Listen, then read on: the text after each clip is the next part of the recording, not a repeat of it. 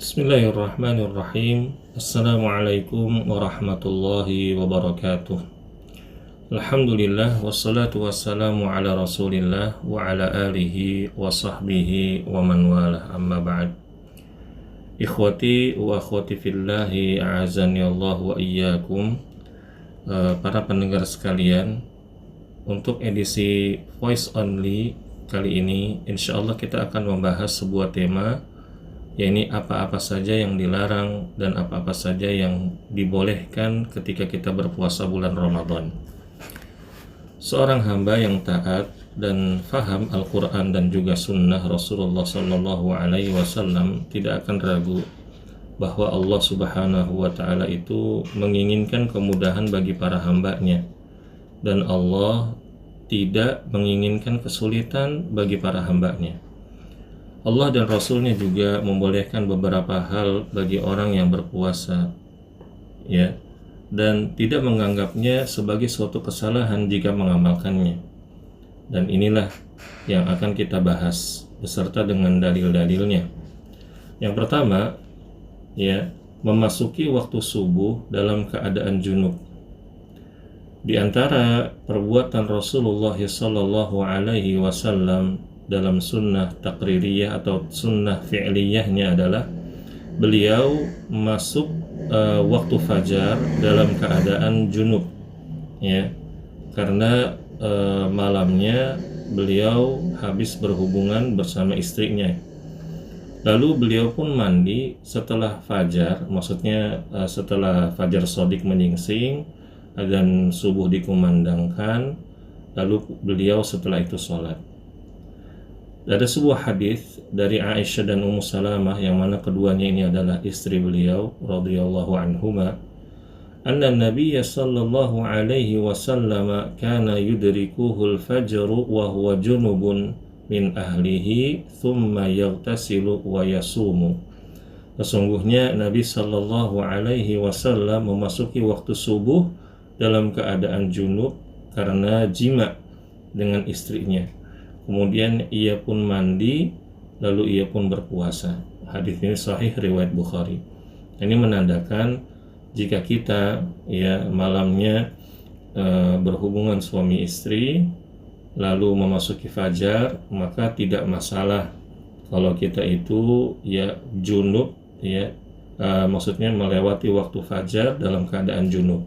Dan ini tidak mempengaruhi status puasa kita sah atau tidak, ya, tidak mempengaruhi sama sekali berdasarkan hadis ini. Lalu yang kedua, bersiwak atau gosok gigi. Rasulullah sallallahu alaihi wasallam bersabda, "Laula an asyqa ala ummati la amartuhum bis-siwaki 'inda kulli wudu'in." Seandainya kalau tidak memberatkan umatku, niscaya aku suruh mereka untuk bersiwak setiap kali berwudu. Hadis ini sahih riwayat Bukhari dan Muslim. Rasulullah Shallallahu Alaihi Wasallam tidak mengkhususkan bersiwak untuk orang yang berpuasa ataupun selainnya. Dan ini menjadi dalil bahwa bersiwak itu diperuntukkan bagi orang yang berpuasa dan selainnya, yaitu ketika berwudu dan sholat, ya. Jadi berdasarkan hadis ini kita ketahui bersama bahwa diperbolehkan bagi seorang yang berpuasa itu untuk bersiwak, untuk menggosok gigi jika ada keperluan. Apalagi orang ini memiliki struktur gigi yang rusak. Biasanya kalau struktur gigi yang rusak atau bolong-bolong, dia mengakibatkan bau mulut yang tidak enak, sehingga kalau dia tidak gosok gigi ketika dia sholat berjamaah di masjid, dia bisa mengganggu orang yang ada di sebelahnya. Dan ini perkara yang hendaknya dijauhi, sehingga diperbolehkan bagi seorang yang berpuasa dia bersiwak atau dia menggosok gigi, ya, setiap kali dia sholat, dan tidak mengurangi pahala sedikit pun. Wallahu a'lam. Lalu yang ketiga, berkumur dan istinsyaq, ya, berkumur, ya, madmadah atau istinsyaq, yaitu memasukkan air ke dalam hidung. Ini tentunya ketika dalam keadaan posisinya kita berwudu. Beliau Rasulullah Shallallahu Alaihi Wasallam berkumur dan beristinsyak atau memasukkan air ke hidung dalam keadaan berpuasa. Tetapi beliau mengingatkan agar jangan berlebihan. Ya, ini Rasulullah Shallallahu Alaihi Wasallam bersabda, "Wabaligh fil istinsyaqi illa an takuna sha'iman." Bersungguh-sungguhlah kalian dalam beristinsyak, yakni menghirup air ke dalam hidung, kecuali kalian dalam keadaan berpuasa. Hadis sahih riwayat At-Tirmidzi dan An-Nasa'i. Sehingga suatu kesalahan apabila seorang yang berpuasa dia tidak menyempurnakan wudunya, dia tidak kumur-kumur, dia tidak beristinsyak, alasannya karena takut batal. Ini pendapat yang keliru. Sehingga walaupun kita dalam keadaan berpuasa, hendaknya kita menyempurnakan wudhu kita. Lalu bagaimana dengan bekas air yang kita hirup ke hidung atau bekas kumur-kumur? Maka kita berusaha semaksimal mungkin untuk mengeluarkannya dari hidung dan mulut kita. Ya, apabila kita rasa mulut kita sudah kering dari air tersebut, maka itu sudah cukup. Adapun bisikan-bisikan setelahnya itu datang dari syaitan. Ini dari was-was syaitan dan tidak perlu diikuti. Lalu yang keempat, bercengkrama atau mencium istri atau istri mencium suami. Ini diperbolehkan di dalam puasa. Aisyah radhiyallahu anha pernah berkata, "Kana Rasulullah sallallahu alaihi wasallam yuqabbilu wa huwa sha'im wa yubashiru wa huwa sha'im walakinnahu kana amlakakum li irbih." Ya, walakinnahu kana amlakakum li irbih. Rasulullah sallallahu alaihi wasallam pernah mencium ketika beliau dalam keadaan berpuasa. Beliau bercengkrama dalam keadaan berpuasa, maksudnya bercanda, selayaknya hubungan suami istri. Maksudnya bercengkrama, ini mungkin bercanda, mungkin memeluk dan lain-lain. Begitu dalam keadaan berpuasa. Akan tetapi beliau adalah orang yang paling bisa menahan diri. Hadis sahih riwayat Bukhari dan Muslim. Nah, seorang pemuda dimakruhkan berbuat seperti ini. Abdullah bin Amr bin Al-As berkata, kami pernah berada di sisi Rasulullah Shallallahu Alaihi Wasallam bersabda, datanglah seorang pemuda, lalu dia berkata, wahai Rasulullah, bolehkah aku mencium istriku dalam keadaan aku berpuasa? Maka beliau menjawab, tidak. Lalu datang pula seorang yang sudah tua dan dia berkata, ya Rasulullah, bolehkah aku mencium istriku dalam keadaan berpuasa? Maka Rasulullah menjawab, iya, boleh. Nah, sebagian kami pun memandang kepada teman-temannya, maka Rasulullah Shallallahu Alaihi Wasallam bersabda, sesungguhnya orang tua itu lebih bisa menahan dirinya. Nah, berdasarkan hadis ini, menjadi jelas bahwa apabila ada orang-orang yang dia mencium istrinya tanpa syahwat, atau bercengkrama dengan istrinya dan syahwatnya bisa dikontrol, maka dibolehkan. Adapun yang syahwatnya tinggi, maka hendaknya dihindari. Wallahu a'lam bishawab. Lalu yang kelima, mengeluarkan darah dan suntikan yang tidak mengandung makanan. Nah, namun dalam masalah ini ada khilaf di kalangan para ulama. Yang baik dan yang insya Allah menenangkan adalah seorang yang berpuasa apabila dia donor darah, apabila dia berbekam, maka hendaknya dihindari dan dilakukan ketika sudah berbuka, begitu. Nah, berbeda juga keadaannya ketika ada orang kecelakaan, orang yang kecelakaan dia mengeluarkan darah yang banyak, maka dia butuh pertolongan, dia dibawa ke rumah sakit, maka dia butuh hal-hal yang bisa membuat dirinya itu mungkin tetap stabil, tubuhnya, maka hendaknya dia membatalkan puasanya, jangan dipaksakan. Lalu bagaimana dengan orang-orang yang dia ada kebutuhan di dokter gigi segala macam, sangat mendesak sekali.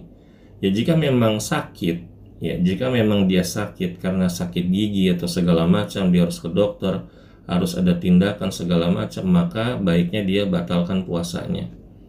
Ya, karena mungkin nanti sampai di dokter ada obat yang harus dikonsumsi dan obat tersebut tidak bisa ditunda, maka dia batalkan, tidak masalah, dan diganti di lain hari. Nah, adapun misalkan ada seseorang, ya misalkan ada anak kita ya yang mungkin udah usia balik, namun ada insiden giginya itu tanggal, ya giginya copot, lalu keluar darah dari mulutnya. Nah, selama dia bisa menahan darah tersebut tidak tertelan dan darah itu bisa ditahan dengan kapas atau selainnya, maka hal ini diperbolehkan untuk melanjutkan puasa dan puasanya tidak batal. Adapun masalah suntik bius, nah ini wallahu a'lam bishawab, ya, maka ya apabila bius tersebut hanya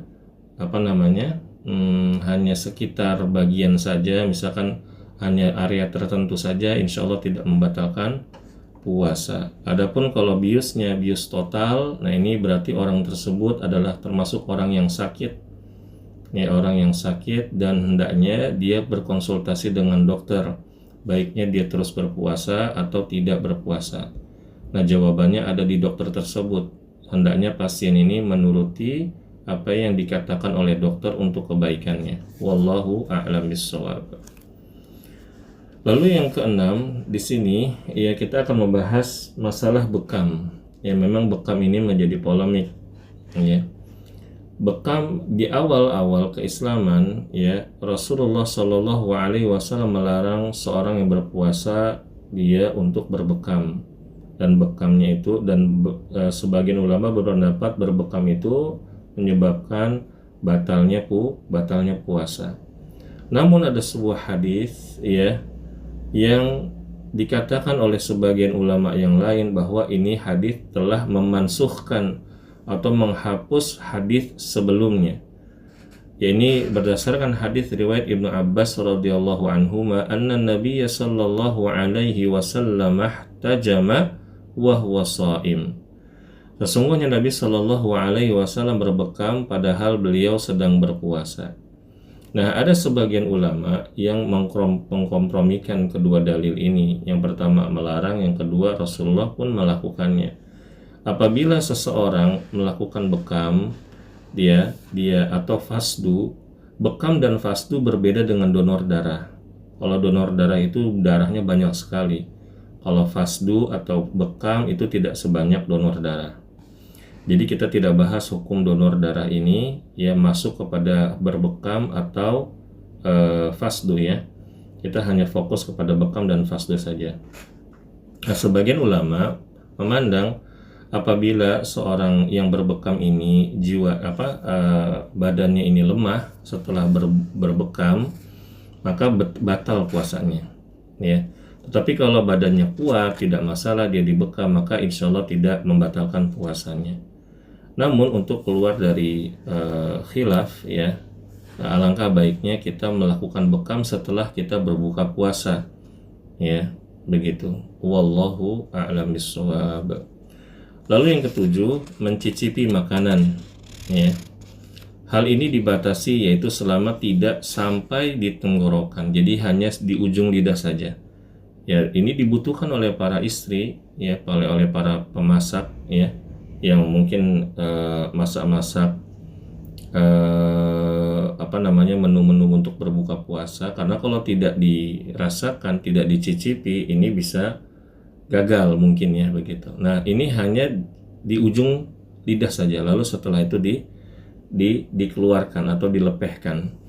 Dan ini berdasarkan hadis dari Rasulullah, dari riwayat dari Ibnu Abbas radhiyallahu anhuma, beliau Rasulullah sallallahu alaihi wasallam, ya, bahwa Ibnu Abbas radhiyallahu anha berkata, ya, la ba'sa an yadhuqa al-khalla aw syai'a ma lam yadkhul halqahu wa huwa sha'im. Tidak mengapa mencicipi sayur atau sesuatu yang lain atau minuman, ya, dan segala macamnya, kuah misalkan gitu, dalam keadaan berpuasa, selama tidak sampai ke tenggorokan. Nah, ini sesuai dengan apa yang keadaan di tengah-tengah kaum muslimin. Ibu-ibu atau bapak-bapak yang mencicipi masakan itu biasanya hanya di ujung lidah, setelah itu dilepehkan, ya, begitu. Dan ini dibutuhkan, dan ini tidak membatalkan puasa insya Allah. Wallahu a'lam bishawab. Lalu yang kedelapan, bercelak atau menggunakan obat tetes mata atau menggunakan soft lens, ya. Nah, benda-benda ini, ya, ini tidak membatalkan puasa, ya, walaupun mata itu ada hubungannya dengan THT, ya. Jadi kalau kita masukin obat tetes mata itu seperti berasa ke tenggorokan, maka ini tidak mempengaruhi puasa kita insya Allah. Dan inilah yang dikuatkan oleh Syekhul Islam Ibnu Taimiyah rahimahullahu ta'ala di dalam risalahnya yang bermanfaat yang berjudul Haqiqatus Siyam, serta murid beliau yaitu Al-Imam Ibnu Qayyim rahimahullahu ta'ala dalam kitabnya Zadul Ma'ad, ya. Dan mungkin ada pertanyaan, emangnya di zaman Ibnu Taimiyah atau Ibnu Qayyim itu ada obat tetes mata? Nah, jadi di zaman tersebut ada yang namanya celak. Nah, celak itu memang, ya, seperti obat tetes mata. Nah, ini dikiaskan antara celak dengan obat tetes mata, sehingga apabila yang lagi dalam keadaan berpuasa matanya ada iritasi dan membutuhkan obat tetes mata, insya Allah tidak masalah dan tidak membatalkan puasanya. Wallahu a'lam bishawab. Lalu yang kesembilan, mengguyurkan air ke atas kepala atau mandi. Seseorang yang lagi berpuasa, ya, mungkin dia terlalu panas, ya, habis keluar, ya, lalu dia mandi, maka dia tidak membatalkan puasanya, dan perkara ini tidak mempengaruhi pahala juga, ya, tidak mempengaruhi pahala juga. Dulu di zaman Rasulullah SAW ada seseorang yang dia menyengajakan dirinya dijemur di tengah siang hari bolong, lalu dia pun lemah sekali. Lalu Rasulullah bertanya, itu orang kenapa? Lalu sahabat yang lain mengatakan, sesungguhnya dia sedang berpuasa wahai Rasulullah. Maka Rasulullah SAW memerintahkan para sahabatnya, ya, untuk memindahkan dia dari tempat yang terkena terik matahari untuk ke tempat yang lebih dingin. Nah, ini juga sama kondisinya apabila kita memang dalam keadaan panas terik sekali badan kita, ingin mencari kesegaran dengan mandi untuk mengurangi dahaga, ini diperbolehkan dan tidak mempengaruhi puasa kita. Nah, inilah apa yang bisa kami sampaikan, mudah-mudahan bermanfaat untuk kita semua. Wabillahi taufiq wal hidayah. Wassalamualaikum warahmatullahi wabarakatuh.